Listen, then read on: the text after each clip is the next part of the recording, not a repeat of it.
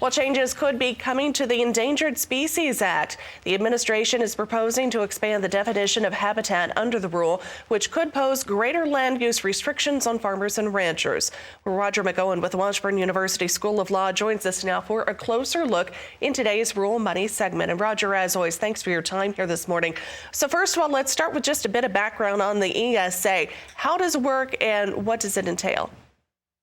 Well, the ESA is the regulatory framework for the federal government to set up a system for the recovery of endangered and threatened species of plants, fish, and wildlife.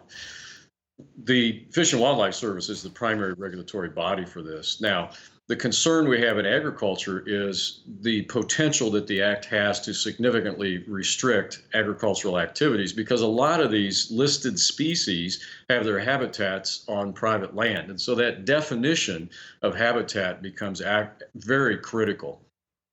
Bring us up to speed now, if you would, on this proposed rule by the administration and what it aims to do.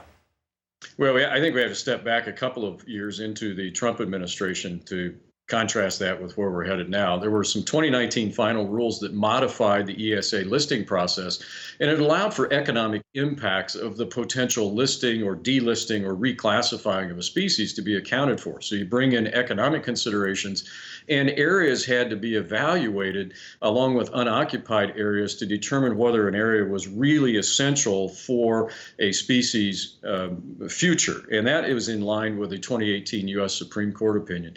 There really late in the Trump administration, there were some additional rules that were published, and they made the habitat designation much less burdensome for private property owners. On the day that the current president was sworn into office, the administration put out an executive order and said that we don't agree with the Trump administration rule. We're going to change the definition of habitat, and it ordered the agencies to write new rules. So what impact could this have, of course, on our farmers and ranchers? Well, I think you were right in your comment on the open, and that is it has the big time potential to bring more private land under possible regulation by broadening the definition of habitat and critical habitat. So, Roger, where do we currently stand on this rule change, and when do you think things will be finalized? Well, this new rule has been proposed, and I think it'll be finalized later this year. The Trump administration rule, the agency does not follow that anymore on a nationwide basis. They're trying to get this new final rule in place. So I think farmers and ranchers across the country can expect to see that later this year.